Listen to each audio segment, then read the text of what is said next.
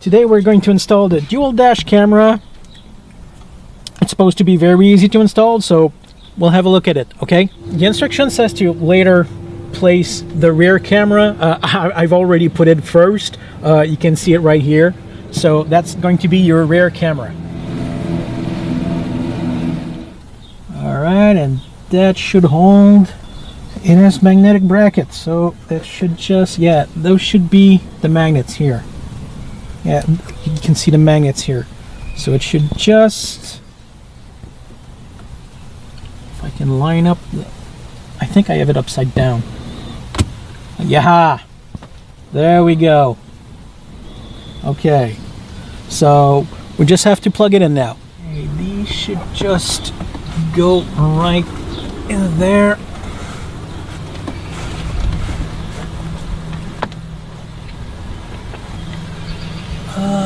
That's the one that plugs right here. And this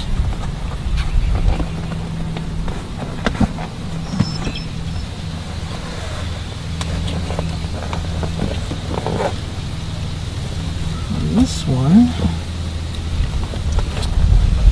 should plug right here. So right now we're in the settings. One thing I forgot to mention earlier, there's a micro SD card slot right here on the side. You probably won't pick it up. I'm going to unplug. I'm going to detach the camera real quick.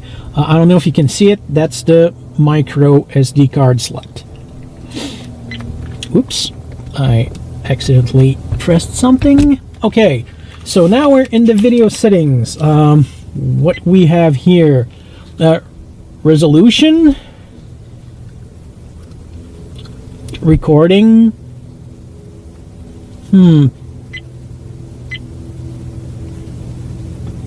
screensavers, sounds on and off, the movement detection. Wow, you have a lot of options. A lot of options. Okay, system setting, roughly the same thing. Wi-Fi, time speed display, dual cam display, rear cam, split screen. Let's try split screen, see what it looks like. Time zones. Wow.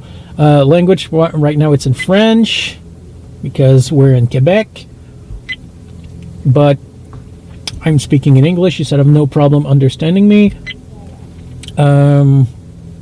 Date and time, firmware version.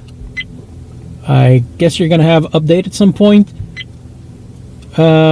Gesture sensor, take picture.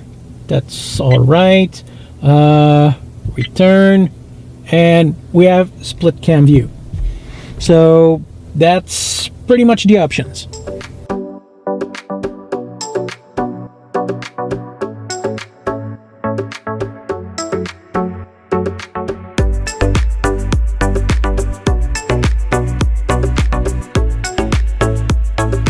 So in conclusion, should you buy this dash cam? I think you should, definitely should. It's great quality for the price. It's easy to set up. It's really fun to mess with, go through all the options. It's really easy to use. So definitely get this product.